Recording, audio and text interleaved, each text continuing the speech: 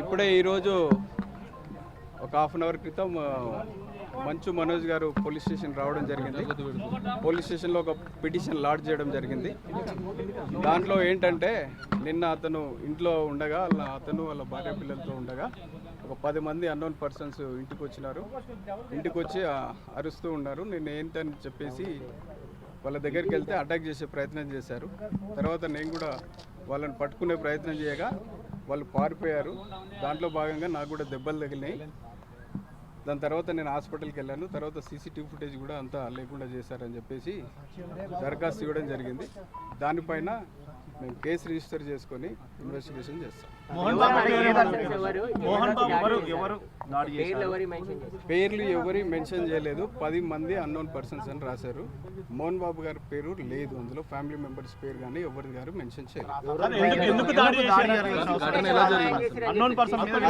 అది ఎందుకు దాడి చేశారనేది నాకు తెలియదు. నాకు, మా పిల్లలకు, నా భార్యకు థ్రెట్ ఉందని చెప్పారు అందులో. అది ఎందుకు అనేది తెలియదు. దాడి చేశారా? ఇతను వెళ్తూ ఉండగా వాళ్ళు అటాక్ చేశారా? ఇంటి పైన అటాక్, ఇంటి లోపలికి వచ్చారు, వరండా దగ్గర అట్లా ఇంటి దగ్గరలో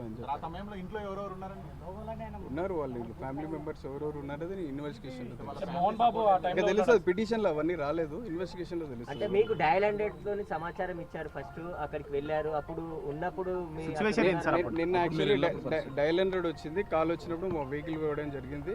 పోయినప్పుడు అక్కడ ఇష్యూ కూడా ఏం లేదు, ఎవరేం లేదు.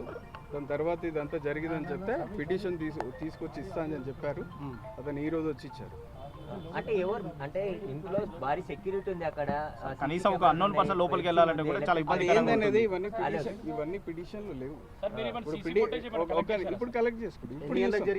ఇన్వెస్టిగేషన్ లో భాగంగా ఇవన్నీ ఇప్పుడు